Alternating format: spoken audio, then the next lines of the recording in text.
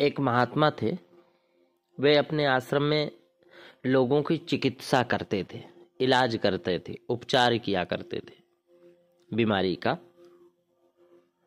उनके इस कार्य में उनके 2 शिष्य सहयोग देते थे। दोनों शिष्य बड़े ईश्वर भक्त थे। वे प्रतिदिन सुबह ईश्वर की प्रार्थना करते थे। एक बार आश्रम में कोई रोगी आ गया। उस समय दोनों शिष्य अपनी प्रार्थना में व्यस्त थे, तो गुरुजी ने अपने सहयोग हेतु शिष्यों को बुलाने के लिए एक व्यक्ति को भेजा। जब वह व्यक्ति शिष्यों के पास गया तो उन्होंने कहा कि अभी हमारी प्रार्थना चल रही है, प्रार्थना समाप्त होते ही हम आते हैं। थोड़ी देर होने के बाद गुरुजी ने फिर व्यक्ति को भेजा। इस बार शिष्य आ तो गए, लेकिन वो थोड़े क्रोधित से थे। आते ही गुरुजी से कहा कि आपने हमें अचानक क्यों बुलाया? यह समय हमारी प्रार्थना का है। हम इस समय ईश्वर की पूजा के अलावा और कोई कार्य नहीं कर सकते। महात्मा ने कहा कि पहले उन दोनों को उस रोगी व्यक्ति को दिखाया और कहा कि मैंने इस व्यक्ति की सेवा के लिए तुम्हें बुलाया।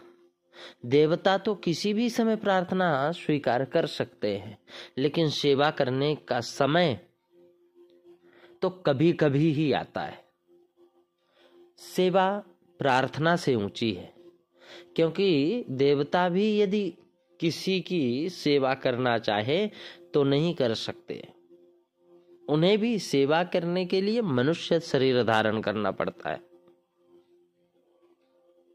जो मनुष्य की सेवा करता है उसकी अल्प समय की प्रार्थना को भी देवता स्वीकार कर लेते हैं। गुरु की बात समझकर शिष्य अपने कृत्य पर लज्जित हुए और उन दिन से प्रार्थना से अधिक महत्व सेवा को देने लगे। देवताओं की प्रार्थना करना मनुष्य का आध्यात्मिक कर्तव्य है, लेकिन प्रार्थना के कारण किसी को पीड़ा हो तो देवता भी उस प्रार्थना को स्वीकार नहीं करते। प्रार्थना उसी व्यक्ति की स्वीकार की जाती है जो सेवा भावी हो।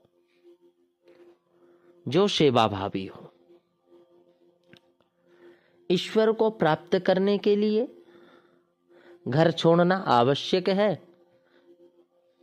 ऐसा कुछ नहीं है। गृहस्थ में रहकर भी ईश्वर को प्राप्त किया जा सकता है। यदि किस प्रकार प्राप्त किया जा सकता है कहते हैं, तो कहते हैं कि ये वाक हर जिज्ञासा। एक बात और है, हर मनुष्य के, हर व्यक्ति के मन और मस्तिष्क में ये प्रश्न रहता है।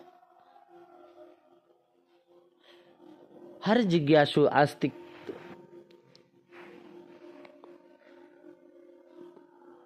के मन में ये उठते रहते हैं सवाल। एक बार एक राजा ने अपने मंत्री से पूछा, क्या गृहस्थ में रहकर भी ईश्वर की प्रार्थना कर सकते हैं, ईश्वर की प्राप्ति कर सकते हैं? मंत्री ने कहा, जी महाराज, ऐसा हो सकता है। राजा ने पूछा, ऐसा किस तरह से हो सकता है?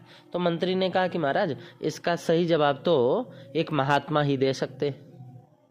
राजा ने उन महात्मा से मिलने की इच्छा व्यक्त की। अब मंत्री दूसरे दिन राजा को लेकर एक घने वन में एक महात्मा, शुद्ध महात्मा के पास गया और वहां महात्मा जी से मिलने वाला प्रत्येक व्यक्ति रास्ते में आने वाले हर कीड़े मकोड़ों से बचकर जाते थे। यदि एक भी कीड़ा उस व्यक्ति के पांव के नीचे आ जाता ना, तो महात्मा उसे श्राप दे देते थे। राजा ने मंत्री की बात स्वीकार भी कर ली और रास्ते पर चल दिए। जब राजा महात्मा जी के पास पहुंचे तो महात्मा जी ने उन्हें, राजा को सत्कार किया, बुलाया बड़े प्रेम से बैठाया और फिर पूछे कि राजन आप प्रश्न, राजा ने पहले प्रश्न बोला कि महाराज जी आप मुझ तक कैसे पहुंचे। राजा ने अपना प्रश्न दोहराया। महात्मा जी ने पूछा कि आप मुझे मेरे पास तक कैसे पहुंच पाए। इस बीच आपने क्या क्या देखा, मेरे घर से आप अपने महल से और मेरे आश्रम तक आने में क्या क्या देखा, सच बताना। राजा ने कहा भगवान मैं तो आपके श्राप के डर के कारण कीड़े मकोड़ों से बचते बचते आया हूँ। रास्ते में कुछ दूसरे भी दृश्य है या नहीं इस तरफ मेरा ध्यान नहीं था। मैं सिर्फ इस संबंध में आपको कुछ बता भी नहीं सकता। मैं तो सिर्फ कीड़ा मकोड़ा देख रहा था मेरे पैर के नीचे ना आ जाए। महात्मा जी हंसने लगे और हंसते हुए कहा कि राजन यही तुम्हारे प्रश्न का उत्तर है। मेरे श्राप के डर से तुम जिस तरह बचते बचते आए हो ना, उसी प्रकार भगवान के दंड से, डर से, दुष्कर्म से बचते हुए तुम्हें चलना चाहिए। रास्ते में अनेक प्रकार के दृश्य होते हैं लेकिन सावधानी से चलने पर वे दिखाई नहीं देते। इसी सावधानी से यदि अपना जीवन क्रम चलाओ तो गृहस्थ रहते हुए भी ईश्वर को प्राप्त कर सकते हैं। बड़े बड़े ऋषि महात्मा ये कहां से, गृहस्थ से ही तो आए।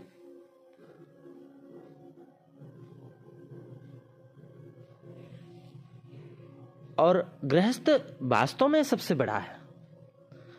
चारों आश्रमों में सबसे बड़ा गृहस्थ आश्रम माना जाता है। अगर गृहस्थ आश्रम ना हो तो किसी को भोजन ना मिले, गृहस्थ आश्रम ना हो तो कोई संत महात्मा नहीं बन सकता। जन्म ही नहीं होगा तो कैसे बनेगा।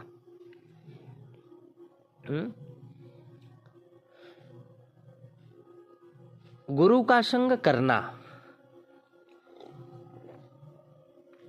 जीवन सफल बनाने के लिए गुरु का संग करना अति आवश्यक है।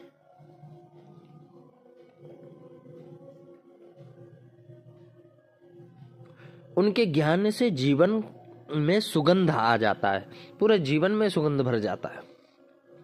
सुगंध का मतलब है शांति। बिना शांति का जीवन कैसा। मन को सेवक कैसे बनाएं, ये ज्ञान गुरु के सिवा और कोई नहीं दे सकता। गुरु ही सिखा सकते हैं। मन को डर है कि कहीं मैं खो ना जाऊं। मन चाहता है कि संसार को पालूं, पर संसार तो खाली है किंतु भरा हुआ दिखता है। संसार खाली है फिर भी भरा हुआ दिखता है। इस भरे हुए के भ्रम में हमारा मन रात दिन दौड़ता रहता है। गुरु महाराज कहते हैं कि मन की दिशा बदलो, फिर उसी दिशा में अपने आप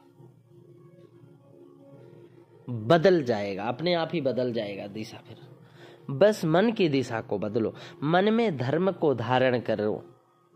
ध्यान रहे कि धर्म रक्षा करता है, धर्म की रक्षा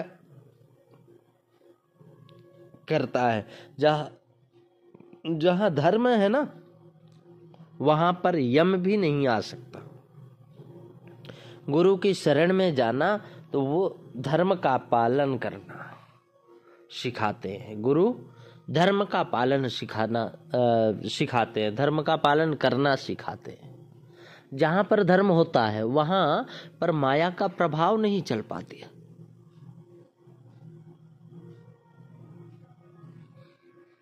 अधर्मी को माया दुख देती है और धर्म सत्य और माया को समझने के लिए ज्ञान की आवश्यकता होती है। वो ज्ञान गुरु के पास होता है। जो उनकी शरण में जाता है वो सब कुछ पा जाता है, सब कुछ पा जाते। एक बार एक वैरागी बाबा थे और बहुत अच्छे संत से, मथुरा के थे।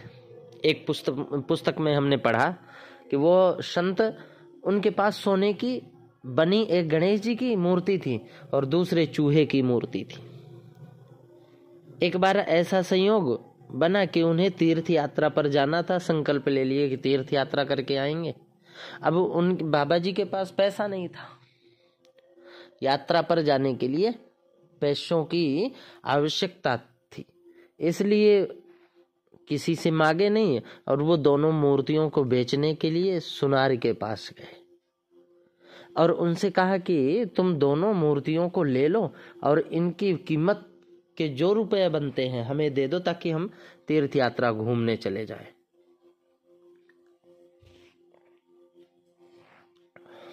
तीर्थ यात्रा घूमने जाएं।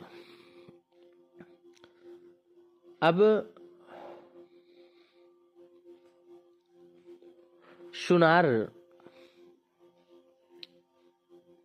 मूर्ति ले ली। दोनों ही मूर्तियों का वजन बराबर था, इसलिए सुनार ने दोनों की कीमत बराबर कर दी। बाबा जी नाराज हो गए, बोले कि ये जितनी कीमत गणेश जी की उतनी कीमत चूहे की, ऐसे कैसे हो सकता है? चूहा तो सवारी है और गणेश जी तो उस पर सवार होने वाले हैं, उसके मालिक हैं। सुनार बोला, बाबा जी नाराज मत होना, हम गणेश जी और चूहे की कीमत नहीं रखते, हम तो करते हैं कि सोने की कीमत, सोना कितना है, सोना कैसा है।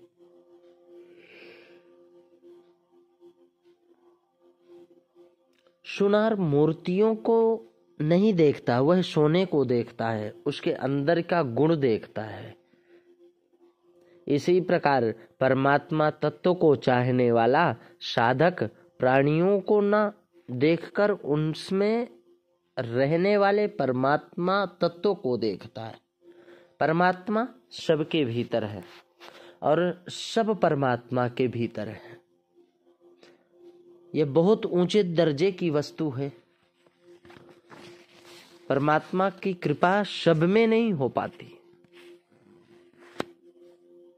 सब में नहीं हो पाती, किसी किसी में होती है, वो भी भगवत कृपा हो। पूर्व जन्म के हमारे जैसे संस्कार होते हैं ना, वैसे हमें कृपा होती है।